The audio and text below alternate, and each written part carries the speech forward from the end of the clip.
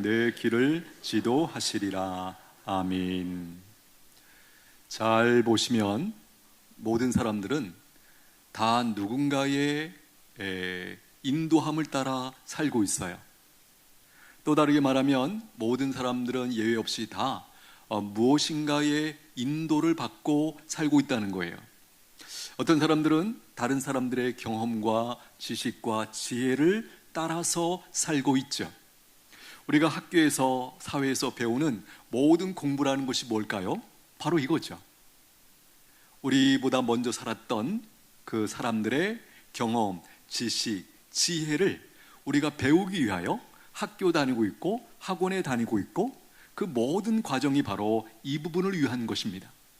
또 어떤 사람들은요, 자신의 경험과 지식과 지혜를 따라 살아가는 사람들이 있어요.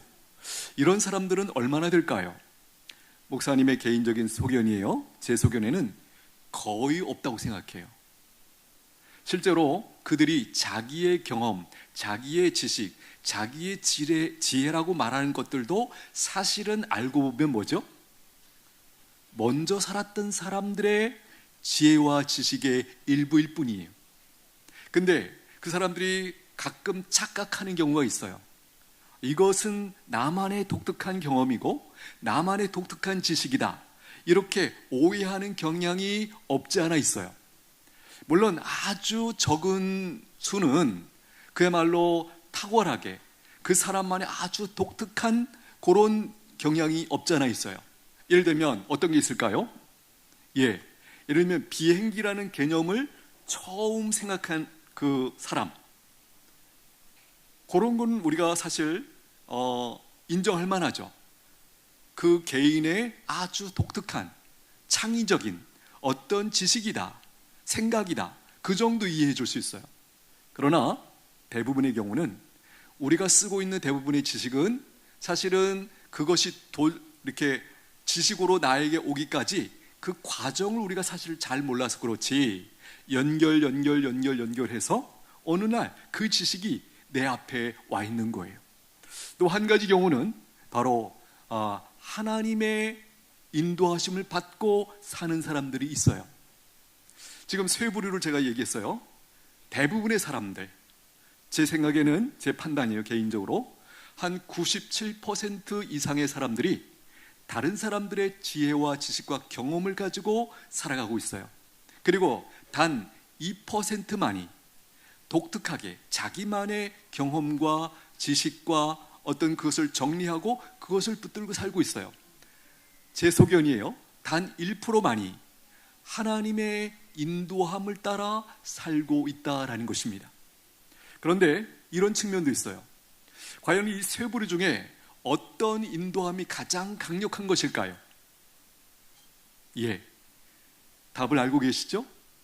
하나님의 인도하심을 받고 사는 사람들이 사실은 가장 강력한 힘을 가지고, 영향력을 가지고 사실은 살고 있다라는 것이에요. 오늘 나는 어떨까요? 오늘 이 자리에 계신 모든 여러분, 우리 학생 여러분, 여러분들은 누구의 지식을 가지고 누구의 인도함을 받고 살고 있습니까? 말 안 해도 우리가 다 이미 앞에서 얘기한 거예요. 오늘 우리가 특별히 이 자리에 모였 이유는 바로 사람들의 지식과 경험 말고, 내 나름대로 생각하는 지식과 경험 말고 하나님의 인도함을 받기 위해서 오늘 이 자리가 함께 모였고 우리가 함께 말씀을 보고 있는 것이에요. 어떻게 살아가는 것이, 누구의 인도함을 받는 것이 가장 좋은 것인가, 유익한 것인가, 너무나 자명합니다. 분명합니다. 문제는 내가 선택을 해야 된다는 거예요.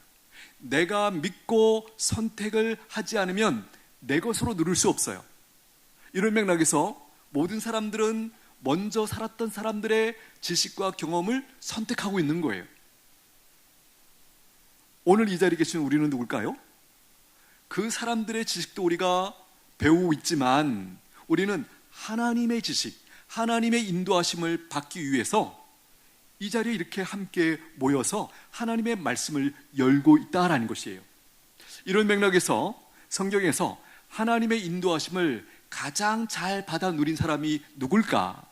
생각을 해보니까 저는 제일 먼저 떠오른 사람이 요셉이라고 생각해요. 요셉 아시나요? 요셉의 인생을 이렇게 요약할 수 있죠.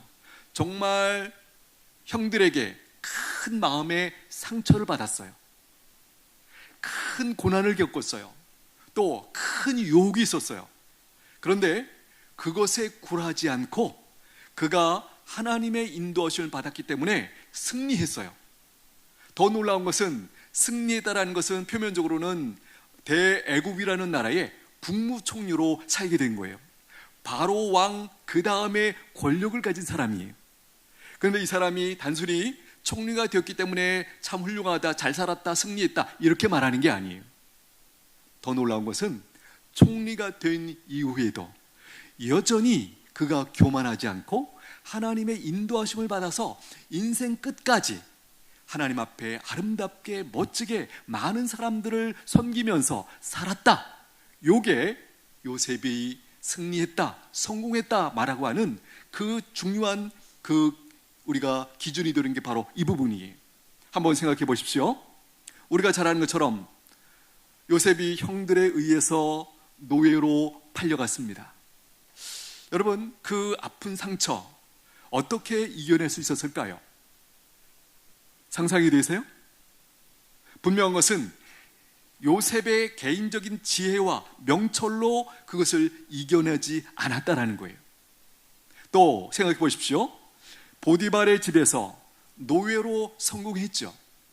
어떻게 그 노예들 중에서 그 주인의 가장 그 신임을 받고 가정 총무로, 그러니까 그 가정에서는 이 주인 말고 그 다음에 권력을 가진 사람이 누구예요?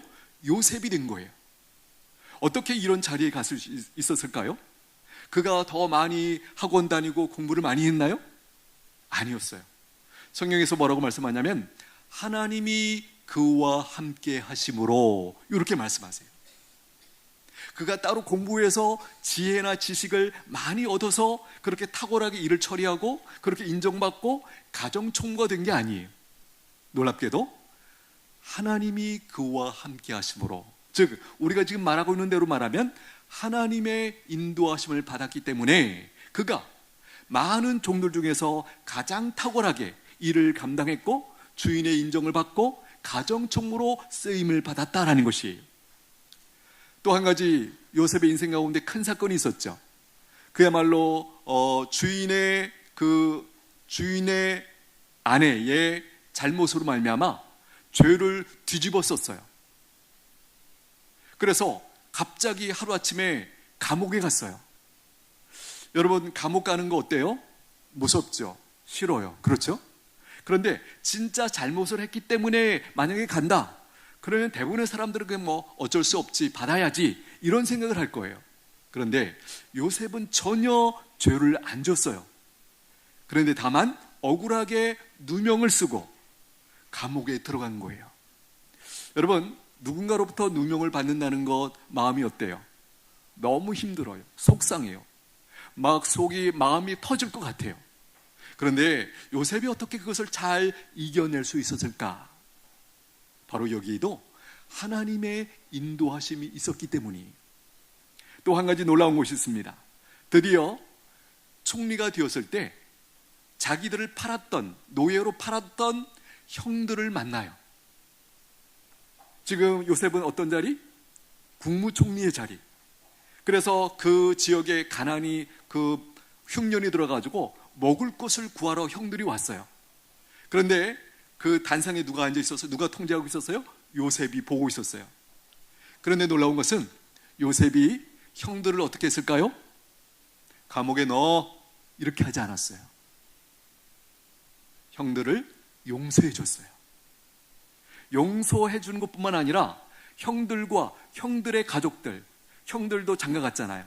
그러니까 형수님들도 있을 거고 조카들도 다 있었는데 그들을 미워하거나 힘들게 하지 않고 그들이 잘 살 수 있도록 요셉이 자기가 가지고 있는 힘을, 권력을 사용했다라는 거예요. 이해가 안 되시죠? 저도 이해가 안 돼요. 말이 안 되거든요. 자기를 그렇게 아프게 했던 형들, 지금 내가 힘이 있기 때문에 얼마든지 원수를 갚을 수 있는 기회인데 요셉이 그렇게 하지 않았어요. 어떻게 그럴 수 있었을까요? 그가 지혜가 뛰어나서? 그게 아니에요. 하나님을 두려웠기 때문이에요. 하나님을 경외하는 마음이 있었기 때문이에요.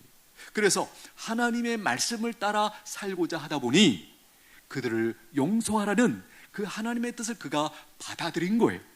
그리고 더 나아가서 그 원수라고 말할 수 있는 형들을 위해서 자기가 가지고 있는 힘을 사용했어요. 그래서 사는 곳도 좋은 곳으로 인도해주고 어려운 일이 있으면 도와주고 이렇게 했다라는 것이에요. 자, 말씀을 한번 정리해 볼게요. 요셉이 어떻게 이렇게 아름답고 멋지고 영광스러운 인생을 살 수 있었을까? 한마디로 뭐죠? 하나님의 인도하심을 받았기 때문이다 라는 것이에요. 구체적으로 어떻게 요셉이 하나님의 인도하심을 받았는지 한번 보겠습니다. 오늘 말씀 5절 보세요. 5절 보시면 너는 마음을 다하여 여호와를 신뢰하고 내 명철을 의지하지 말라. 요셉은 자신의 지혜와 판단력을 의지하지 않고 하나님을 신뢰했다라는 거예요. 여기 말씀하잖아요. 너는 마음을 다하여 여호와를 신뢰하라. 이 신뢰하라는 말은 온전히 하나님께 맡기라는 거예요. 부분적인 동의가 아니에요. 전적인 의탁을 말하는 것이에요. 자, 한번 생각해 보세요. 마음을 다하여, 이게 중요해요. 마음을 다하여 신뢰한다는 것은 어떻게 하는 것일까? 자, 예를 들면 부분적인 신뢰가 있어요. 90%는 하나님을 의지해요. 그러나 10%만큼은 내 계획대로, 내 생각대로 할 거예요. 이거는 진정한 신뢰가 아니라고 하나님이 말씀하세요. 또 조건적인 신뢰가 있어요. 일이 잘 되면 제가 하나님 신뢰하고 하나님을 붙들고 살겠습니다. 그런데 만약에 일이 안 되면 하나님 미안하지만 제 생각대로, 제 방법대로 살아보겠습니다. 이것도 마음을 다하여 신뢰하는 것이 아니래요. 전적인 신뢰가 바로 이 표현이죠. 마음의 100%, 인생의 모든 영역에서 하나님을 신뢰하는 것이에요. 요셉이 어떻게 그 큰 상처, 그 큰 유혹, 그 큰 억울함에서 어떻게 이겨낼 수 있었을까? 바로 하나님을 신뢰했기 때문이에요. 하나님께 맡겼기 때문이에요. 그 상황 속에서 하나님, 제가 판단이 안 섭니다. 뭐가 옳은지 그른지 잘 모르겠습니다. 저는 하나님만 의지하겠습니다. 하나님이 저 대신 모든 것을 갚아 주십시오. 이렇게 의탁을 했다라는, 맡겨드렸다라는 거예요. 여러분, 하나님은 우리가 조금은 믿고 조금은 안 믿고 이렇게 반신반의하는 것을 기뻐하지 않으세요. 필요할 때만 하나님 찾는다? 이것은 하나님께 전부 드리는 게 아니에요. 맡겨드리는 게 아니에요. 하나님은 이런 것을 무척 싫어하세요. 오늘 5절 중간에 보십시오. 내 명철을 의지하지 말라. 말 그대로 나의 지혜, 나의 판단력을 의지하지 않고 하나님 앞에 맡겨드렸다는 거예요. 이 말씀은 생각하지 말라 그런 얘기가 아니에요. 생각은 하되 그 생각을 하나님 위에 두지 말라는 거예요. 내 생각을 하나님 생각보다 더 귀하게 여기지 말라는 거예요. 내 생각이 있지만 하나님의 생각이 있을 때 하나님의 생각이 언제나 옳습니다. 그리고 내 생각을 내려놓는 것, 포기하는 것, 이게 바로 여기서 말씀하는 하나님을 온전히 의지한다, 그런 뜻이에요. 여러분, 앞에서도 말씀드렸지만 요셉이 만약에 자신의 지혜와 판단력을 의지했다면 요셉의 인생이 어떻게 되었을까? 저는 생각합니다. 속상해서 속이 완전히 썩어서 무너졌을 거예요. 또 유혹이 왔을 때 무너졌을 거예요. 그 젊음의 혈기 때문에 얼마든지 유혹에 넘어갈 수 있었는데 요셉이 하나님을 바라봤어요. 하나님을 의식했어요. 여러분 잘 아시는 것처럼 하나님은 어디에 계시죠? 하나님 어디 계세요? 어디에나 계시죠? 어디에나 계세요. 내가 미워하는 친구가 있어요? 아무도 안 봐. 근데 그 친구랑 나랑 있어. 내가 그 친구를 미워하면 하나님이 아실까요? 모르실까요? 아세요. 다른 사람은 몰라. 근데 하나님은 다 아세요. 왜? 하나님은 모든 상황에, 모든 곳에 계시기 때문에, 보시기 때문에 사람들은 속일 수 있지만 하나님은 속일 수 없어요. 요셉이 바로 이것을 알았던 거예요. 하나님은 어디에나 계신다. 그리고 언제나 나를 지켜보고 계신다. 그런데 내가 여기서 다른 사람의 유혹에 넘어가서 죄를 범한다? 안 되지. 하나님 무섭지. 그러면서 하지 않은 거예요. 자, 지혜의 시작은 뭘까요? 내가 모른다는 사실을 하나님 앞에 인정하는 거예요. 어렵죠? 한번 따라하겠습니다. 지혜의 시작은 내가 모른다는 사실을 인정하는 것이다. 인정하는 것이다. 예, 하나님 앞에 인정하는 거예요. 하나님, 제가 정말 모르겠어요. 지금 제 생각 같아서는 형들을 막 어떻게 원수 갖고 싶은데 이건 제 생각입니다. 하나님의 뜻은 무엇입니까? 용서해라. 힘들어요 하나님. 그래도 용서해라. 요셉이 힘들지만 하나님의 말씀을 받아들인 거예요. 알겠습니다. 제가 하나님의 말씀대로 순종하겠습니다. 그렇게 해서 그가 원수 갚지 않고 그의 인생이 그야말로 성공했는데 그 성공을 오래 누리는 그 복을 누렸다라는 거예요. 또 한 가지 요셉이 어떻게 하나님의 인도하심을 받았는지 보세요. 6절입니다. 너는 범사의 그를 인정하라. 그리하면 내 길을 지도하시리라. 범사의 모든 일에 하나님을 인정하래요. 하나님을 인정한다는 건 무슨 뜻일까? 세 가지를 아셔야 돼요. 하나님을 알고, 또 하나는 하나님이 이 세상의 모든 것의 주인이시다, 주권자이시다라는 것을 인정하고, 또 한 가지는 하나님의 인도하심을 구하는 것. 하나님을 알고 하나님이 이 세상의 주권자라시라는 것, 왕이시라는 것을 인정하고 도움을 구하는 것, 이것을 여기 인정하라 라는 이 표현의 뜻이에요. 우리가 예배 시간뿐만이 아니라 공부할 때, 어떤 일을 선택할 때, 불안해질 때, 힘들 때, 실패할 때 하나님이 제 인생의 주인이십니다 라는 것을 기억하고 고백하고 하나님 앞에 기도하는 거예요. 하나님, 저는 잘 모르겠습니다. 길이 안 보입니다. 답답합니다. 힘듭니다. 그렇지만 하나님이 저의 인생의 주인이신 것을 믿습니다. 하나님께서 저의 인생을 붙들고 계시고 인도하신다는 사실을 믿습니다. 그렇게 고백하는 거예요. 그런데 놀라운 것은요, 이게 진짜 마음에서 믿어지면 어떤 일이 벌어지는가? 내가 자유로워져요. 더 이상 두려워하는 마음이 없어져요. 미래가 걱정이 안 돼요. 왜? 하나님이 나와 함께 하신다, 그 사실이 나에게 엄청난 위로가 돼요. 힘이 돼요. 바로 이렇게 하라고 말씀하시는 거예요. 여기 6절 끝에 보세요. 너는 범사의 그를 인정하라. 그리하면 어떻게 하신다? 내 길을 지도하시리라. 여기 지도하신다라는 말의 뜻은 뭐냐면 내 길을 곧게 하겠다, 내 길을 곧게 만들어주겠다 라는 뜻이에요. 주의할 것은 여기 편한 길로 인도해 주신다, 그 뜻이 아니에요. 편한 길이 아니고 바른 길, 생명의 길로 인도해 주신다, 그 뜻이 여기 있는 거예요. 요셉 보십시오. 만약에 하나님이 요셉을 잘 인도해 주셨다면 형들에게 팔리도록 내버려두면 안 되시죠. 그렇죠? 팔리지 않도록 뭔가 조치를 취해 주셔야죠. 근데 놀랍게도 하나님은 요셉이 형들에 의해서 팔리도록 허락하셨어요.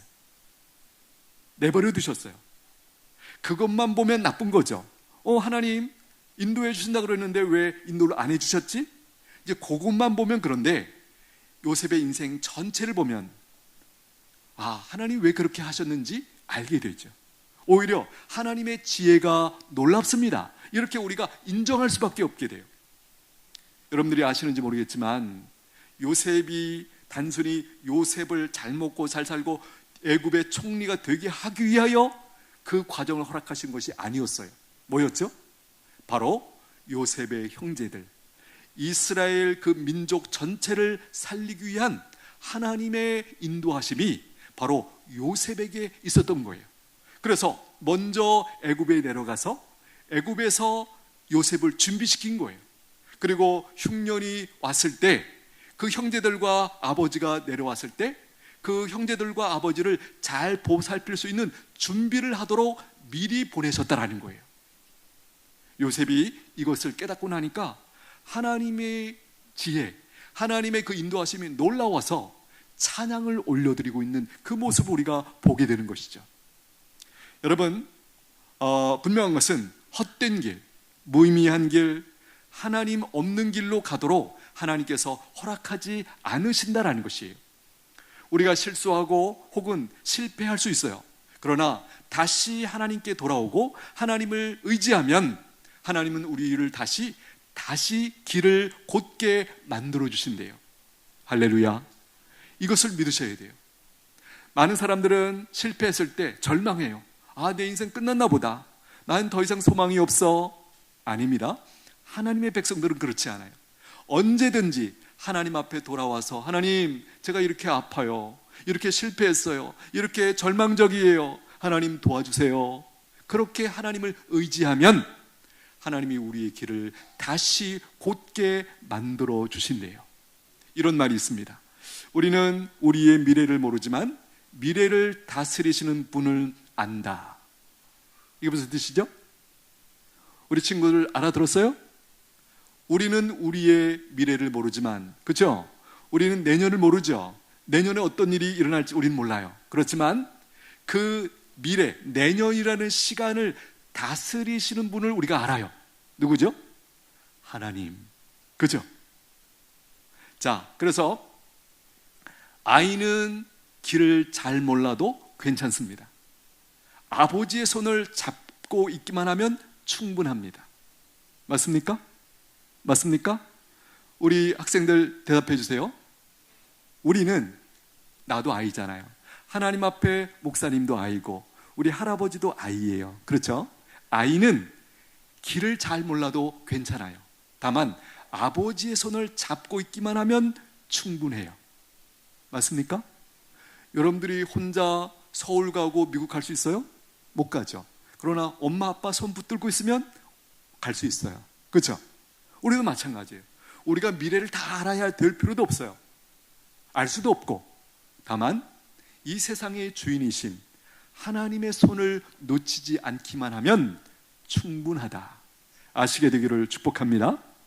신앙은 길을 다 아는 것이 아니에요. 지혜와 지식을 많이 갖는 것이 아니에요. 한마디로 말하면 신앙은 뭘까? 하나님의 손을 놓치지 않는 것이에요. 아멘. 아멘. 예, 기억하십시오. 우리의 길은 우연 속에 있는 것이 아니에요. 하나님의 인도하심 속에 있다. 여러분 믿으시게 되기를 축복합니다. 가끔 우리가 살다 보면 내가 원하는 방향으로 길이 열리지 않을 때가 있어요. 그렇지만 이때에도 기억할 것이 있어요. 뭐냐? 하나님은 가장 빠른 길이 아니라 가장 선한 길로 인도하신다. 이것을 믿으셔야 돼요. 할렐루야. 예, 가장 빠른 길은 아닐 수 있어요. 그러나 하나님은 언제나 우리에게 가장 선한 길로 인도해 주세요. 그래서 길이 막혔을 때도 우리는 안심할 수 있고 두려워하지 않을 수 있고 오히려 감사할 수 있어요. 왜? 길이 막혔을 때 우리는 더 하나님을 의지할 수밖에 없으니까. 우리가 의지하기만 하면 할수록 하나님은 더 기뻐하셔서 우리의 길을 인도해 주시기 때문에 하나님을 믿는 사람들은 언제나 안전한 거예요. 할렐루야. 우리가 이것을 알고 신앙생활 하셔야 돼요. 그렇구나. 하나님을 믿는 사람들은 이렇게 사는 것이구나. 이런 복이 있구나. 우리가 좀 부족해도 그것이 문제가 되지 않아요. 왜? 하나님이 내 손을 붙들고 나의 인생길을 인도해 주시기 때문에. 바라기는 오늘 우리 새로 내년에 한 학년 올라가는 모든 친구들, 한 학년이 안 올라가는 친구들이 없네. 축하해요. 다 올라가서 축하해요. 예. 감사한 것은 올라가서 하나님을 더 많이 의지하고 하나님의 인도하심을 받아 누리시게 되기를 축복합니다. 기도하겠습니다. 하나님 감사합니다. 오늘 우리 학생들과 함께 또 진학 감사 예배로 드리게 하시니 감사합니다. 간절히 원하옵기는 새해에 한 학년씩 올라가는데 하나님을 더 알기를 원합니다. 하나님의 인도하심을 받는 우리 친구들 다 될 수 있도록 은혜를 베풀어 주옵소서. 내가 다 모르지만 하나님의 손을 붙잡고 있으면 충분하다라는 사실을 알고 믿음으로 살아가는 우리 자녀들 다 되게 하여 주옵소서. 예수님의 이름으로 기도하옵나이다. 아멘. 찬송가 380